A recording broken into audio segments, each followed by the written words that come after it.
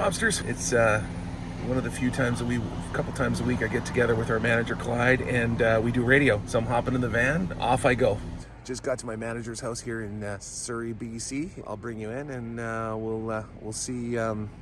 You'll get a sort of what it's like behind the scenes of when we're doing all the sort of the band business stuff. Let's see if I can carry this in one hand. You always got to bring treats. I always bring him, like, one of his favorites is the McGriddle. So I always call him up. You know, you got to take care of the people around you. Sometimes it's even just the little things, you know. So let's see what he's up to. Ringing the bell. See if he's home. There he is. Doc. This is our manager, Clyde. And see if it puts a smile on his face. Here's your McGriddle. Oh, I'm going to lose my tea here. Now, all right. Time for business. All right, so here we are, and we've had quite a few cool barbecues here. Check this place out. It's kind of a band party place. Been a while, though. We haven't done it since before the pandemic. But, you know, one thing about Clyde's always on his phone. Look at that. Yeah, so this is where we come to hang out, talk about strategy. Today we were talking about, what were we talking about, Doc? We're trying to find ways to get the band out there and tour and stuff. I think you did a tour dates and radio tracking and mowing the lawn. Yeah. We do what we got to do to survive, man.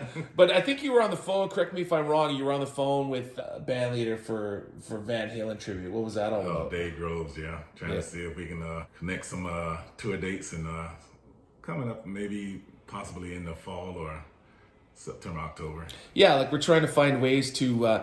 one thing that radio's been telling us, we've actually been doing pretty good at radio. We've been getting a lot of features with our current single. We even got a couple ads. There's a big market in Ottawa that's playing our current single. But one of the challenges is, and a lot of radio stations are telling us, because, you know, we're competing with a lot of other bands, is they're talking about, well, it'd be great if you got on the road so we can come out and see the band. So we're trying to find creative ways to get the band out on the road because we're a brand new band and promoters don't necessarily jump on new bands right away. Clyde and I came up with this idea of, well, let's, you know, we know tribute bands do well. They draw well. And so why not get in front of a tribute band? It's, a built-in audience sort of thing. Now, what else are we doing here, Clyde? What else have we been up to? We're radio, I guess. Yeah, more radio than anything. Yeah, so yeah, this is what we do. Clyde would rather be on his phone and calling instead of, chatting. He's not really a talk show personality kind of guy, but we're going to get back to work and we'll see you guys later. Not only did we get our business done, get some gigs brewing, we got some radio, but we did the lawn too. There you go, check it out. Check it out, here it is. Look at that lawn, eh? See, we get stuff done.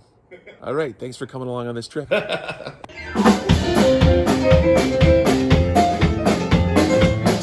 We're not busy in the studio rocking out.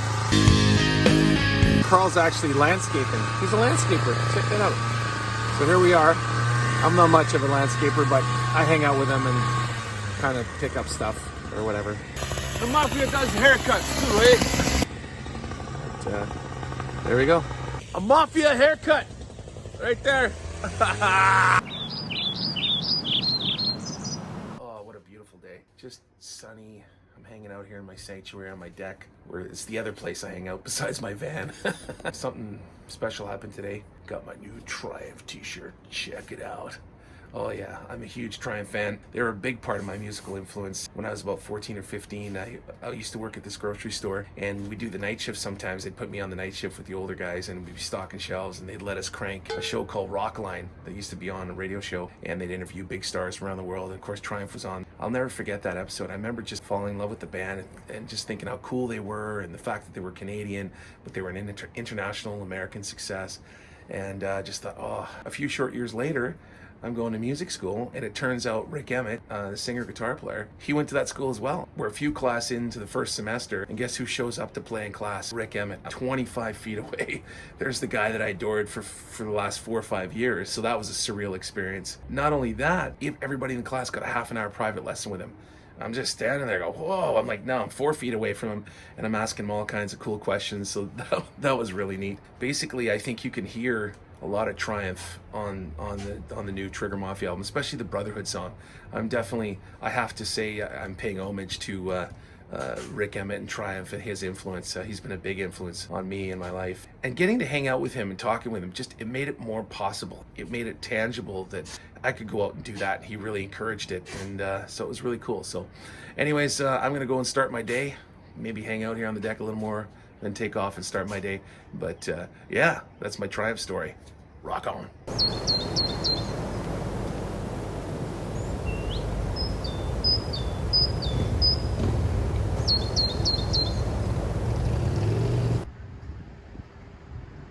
Mobsters, here I am wearing my Triumph shirt, very proud of that. My first day getting it, of course, as you know. I'm just hanging out. Sometimes I like to just chill out in a diner by myself. I love hanging out in greasy diners by myself, reading the newspaper. I always look out for sacred sutras. See what it says back there? Make time to enjoy the simple things in life. What's the other one? Things will work out. That's a sacred sutra, you know? That's the universe talking to me, talking to you too. So anyways, I'm gonna go order some breakfast, read the paper, and we'll chat later. Just had a awesome breakfast, peaceful and quiet, and reflected on those sacred sutras. Another thing I noticed while I was there too is being in a band and especially a new band and trying to build it and develop it and trying to figure out which direction to go. And I'd woken up this morning and feeling a little funky, just, you know, that sort of little bit of lost, wondering if you're going in the right direction kind of thing. And I didn't really grow up with my dad all that much. I just kind of saw him once in a while, but the few times I would see him since I was a kid, we'd spend a few days together, and he had the Eagles going on in the background all the time. He just loved the Eagles. It was his favorite band. Of course, as a result, I fell in love with the Eagles too, and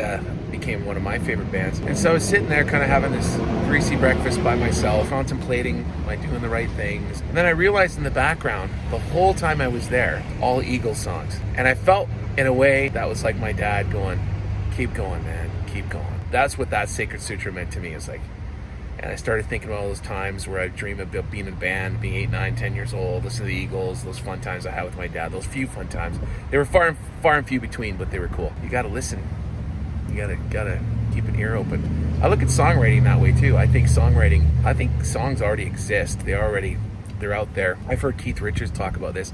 At first I thought he was just kind of stoned and out of it. And he probably was. Now I start to understand. I'm totally understanding what that means. Great songs already exist. You just have to channel them. Michelangelo used to say he'd look at a piece of marble or whatever he was chiseling, and he said it already existed. He just had to move it away. He just had to move the pieces out of the way because the artwork was already there. So lots of sacred sutras today, lots of reflecting, and of course my Triumph t-shirt.